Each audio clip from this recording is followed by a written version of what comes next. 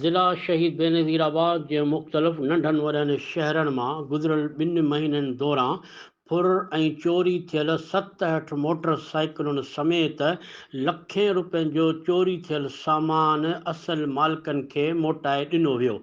इन सिलसिले में एसएसपी शहीद बेनज़ीराबाद जी ऑफ़िस में तक़रीब मुनक़द कई वई, जंहिंमें डीआईजी शहीद बेनज़ीराबाद मोहम्मद यूनुस चांडियो ख़िताब कंदे चयो त गुज़िरियल 2 महीननि दौरान मुख़्तलिफ़ ॾोहनि में मुलविस ऐं घुर्बल 11 टोला गिरफ़्तार कया विया आहिनि, जिन वटां 67 फुर ऐं चोरी थियल मोटरसाइकिलुनि समेत लखें रुपयनि जो सामान हथु कयो वियो आहे, जेको असल मालिकनि जे हवाले करे रहिया आहियूं। हिन इहो बि चयो त पुलिस जी पूरी कोशिश आहे त शहीद बेनज़ीराबाद डिवीज़न खे ॾोहनि खां पाक कयूं।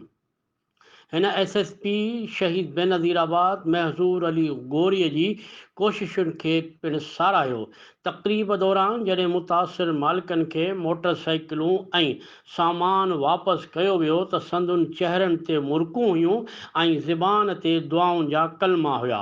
तक़रीब दौरान मुतासिर सकरन वासी शहरी तौसीफ़ रहमानी मीडिया सां ॻाल्हाईंदे चयो त पुलिस जेकॾहिं ईअं ई ॾोहारियुनि ख़िलाफ़ कार्रवायूं कंदी रहंदी त हिकु ॾींहुं ॾोहनि जो ख़ात्मो ज़रूरु थी सघे थो।